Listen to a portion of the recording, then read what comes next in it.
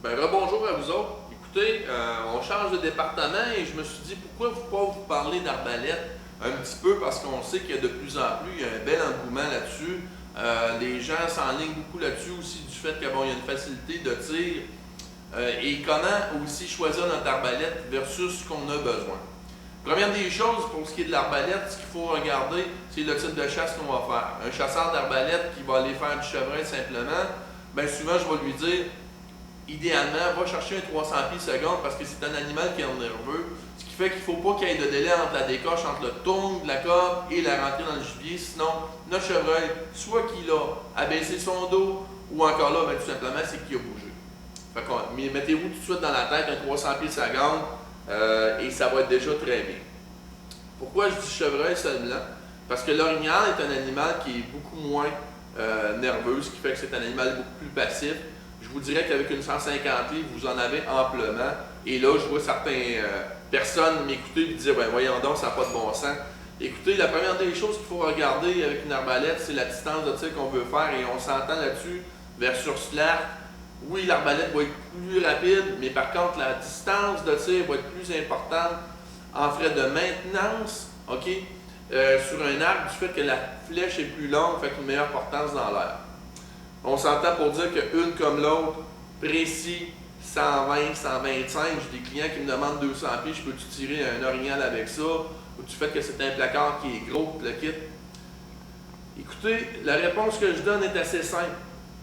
Si ça fait un an que j'attends ma chasse, et qu'il vente, qu'il pleuve, qu'il mouille, qu'il neige, qu'il fasse tout le temps, moi personnellement, je suis dans le bois. Quand est-ce que les gens pratiquent? Il fait beau, pas de vent, et c'est là qu'ils vont dire à l'autre chum, ah, ça te tente-tu, on va aller tirer une coupe de flèche. Ils arrivent dans le bois, ils vendent beaucoup, en fin de compte, ils misent le vital, puis c'est tiré dans le derrière. Fait qu'idéalement, 120 pieds, je vous dirais, vous êtes capable de faire un beau travail sur un orignal, pas de problème. Ça ne veut pas dire que vous ne pouvez pas tirer à 200 pieds, mais sur une cible. Je le répète, j'ai dit sur une cible. Le groupement va être quand même assez serré. Oui, j'ai vu des gens faire ça, et même plus petits avec des arbalètes, mais avec beaucoup de pratique, et à 200 pieds, ça se fait. Par contre, ce n'est pas la distance de chasse. Maintenant, ce qu'il faut faire comme choix d'arbalète, c'est le type de chasse. Il y a des gens qui font de la chasse fine, il y en a d'autres qui vont faire de la chasse passive dans une watch et qui ne bougent pas. C'est le choix et je les comprends là-dessus. Je respecte ça. Ce qui fait que la personne qui va aller faire de la chasse dans une cache, la première des choses que je vais lui demander, est-ce que tu as de la marche à faire? Vous me voyez venir sûrement, le but est simple, c'est de jaser avec le client pour aller sélectionner ses besoins. La personne qui a peu de marche, qui fait de la chasse tout simplement dans une cache, le poids ne sera pas une partie importante pour lui. Le chasseur en chasse fine, le poids va être important pour ne pas se fatiguer et aussi la largeur de l'arbalète. Pourquoi? Parce que c'est simple, une arbalète beaucoup moins large est plus facile à manipuler à travers les zones où on a une densité d'armes un peu plus serrée.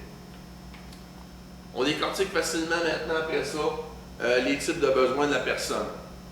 J'y vais tout de suite avec une arbalète standard. La PSA. Une petite nouvelle sur le marché en passant, PSA, oui, est une bonne marque, une bonne réputation pour ce qui est des armes. Ce qui fait que dans le fond, on ne peut pas aller avec PSA, et dire que c'est une arbalète, qui est de basse qualité. Non, parce qu'ils ne peuvent pas, avec la réputation qu'ils ont, descendre et se faire dire que dans le fond, c'est une cochonnerie. Je parle québécois, fait que je sais que vous comprenez mes termes. Fait que là-dessus, on parle d'une arbalète avec une largeur standard. Okay? On parle d'un carquois 3 flèches qui est vendu avec, télescope standard, multiligne, 5 lignes, l'ajustement normal, standard, comme nous autres on fait ici, parce qu'on a un couloir de tir à 60 pieds en arrière de moi. 60, 80, 100, 125, 150 pieds. 140, excusez. On parle aussi, bien entendu, d'un système avec des poulies, ce qui fait qu'on a une relâche lorsque ça va être crinqué. Deux façons de crinquer avec système de cordes qui vont être accrochés ici, qui vont minimiser de 30% la tension, ou encore là à bras comme moi. Oui, c'est raide. On parle de 175 livres là-dessus, 305 pieds secondes, 92 livres de force d'impact, chevreuil orignal ours sans problème. Ce qui fait que si quelqu'un va le crinquer à la main, le truc que je vais lui donner, parce qu'il faut être sûr d'être bien aligné, sinon la flèche va partir soit à gauche ou droite, c'est 2 lignes.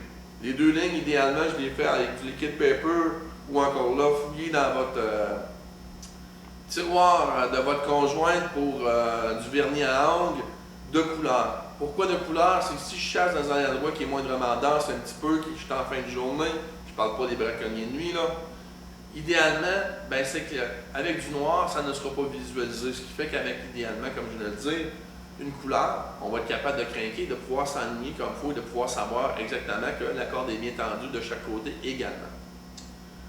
On parle d'une arbalète qui est environ sur un coût de 600 $. En passant, je donne toujours des prix un petit peu plus hauts et non pas plus bas, ce qui fait que les gens ont toujours un prix approximatif, mais je joue tout le temps dans 50 pièces environ dans mes prix. Pourquoi je ne donne pas les prix exacts? C'est simple. Bien entendu, la concurrence. Ce qui fait que la concurrence, en m'écoutant sur YouTube ou encore là sur le forum, n'ira pas s'ajuster par rapport au fait de dire « Ah, ben j'ai entendu dire que bon, telle arbalète chez les amants de la nature sont moins chers, fait qu'on va s'ajuster. » C'est à eux autres tout simplement à s'ajuster avec le prix.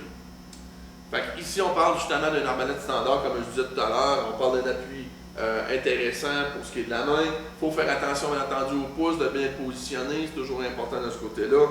Et je dirais que c'est quelque chose d'intéressant. Maintenant, je vais faire par exprès, je m'en vais sur une arbalète 10 pointe. C'est la GT Flex. Vous le voyez, on le voit tout de suite par le poids. C'est une arbalète qui est très intéressante en frais de poids. Ça pèse presque rien. Quand je dis que ça pèse presque rien, on parle environ de 5 livres. L'autre, c'est tantôt dans peut-être 7 livres. Le seul hic, la largeur. C'est une arbalète qui est sans poulie, ce qui fait qu'à quelque part, c'est les branches directement qui vont faire le travail. D'autres gens vont dire, oui, mais je peux changer ma corde. Quand est-ce que vous allez devoir changer votre corde? 3 possibilités. Vous avez mis votre flèche avec vos pointes de chasse d'un mauvais côté, vous avez coupé votre corde. Vous avez déchargé votre arme sans flèche. Ou encore là, ben c'est simple, c'est que votre lame de couteau a passé dessus. Fait qu'à date, c'est toutes des erreurs qui sont humaines et non pas de l'arbalète. Personnellement, oui, j'ai une arbalète qui est à poulie et ça fait 5 ans que je l'ai avec la même corde. La seule chose que j'ai changé, c'est mon tranche-fil. Vendu ici avec un Red Dot. Le Red Dot, c'est 3 points lumineux. Interne dans le télescope, on ne parle pas d'un laser, loin de là. Possibilité, bien sûr, sur toutes les 10 points d'aller mettre un système de crank à manivelle. OK, ce qui fait qu'il n'y a aucune tension, pouvoir décharger l'arme tranquillement, pas vite, c'est faisable de ce côté-là. Bien entendu, le même principe de cordage est faisable et aussi, bien sûr, à la main. Je ne rentrerai pas dans un certain détail où ce que certains gens vont me dire est-ce que ça tire à exactement la même place, même si j'ai tiré le matin. Je vous laisse y penser. Je vous laisse vraiment y penser. Imaginez que j'ai 2 bottins de téléphone qui sont là, vous en venez me voir au bout de 10 minutes, est-ce que je les mets exactement à la même place? Ce qui fait que le questionnement que je vais vous laisser là-dessus, une arbalète qui est tendue le matin et qui est tirée sur votre gibier à 5 heures le soir, est-ce que je tire avec la même force, la même vitesse? Je vous laisse sur ce questionnement-là pour faire votre choix. Mais par contre, on parle quand même d'une arbalète à 305 pieds secondes, 92 livres de force d'impact, celle-là aussi. Et ce que j'aime beaucoup, c'est qu'on a la possibilité de pouvoir s'ajuster par rapport à la longueur des bras. Ce que je veux dire, c'est qu'il y a certains gens qui vont avoir des petits bras, fait qu'ici, la portion du feu est ajustable. On fait dévisser et on la positionne. J'arrête ça là parce que ça serait trop long, parce que les arbalètes, en passant, j'avais fait déjà des chroniques et c'était trop long. Je m'étais fait couper par YouTube en me faisant dire que c'était trop long. Fait qu'on s'en refait un autre sur d'autres modèles d'arbalètes, entre autres les Eastman, les Horton, et aussi on va aller sur la Parker Cyclone, qui en est une importante, qui prend beaucoup de place sur le marché, et la Striker aussi. Fait que sur ça, on revient sur une autre chronique.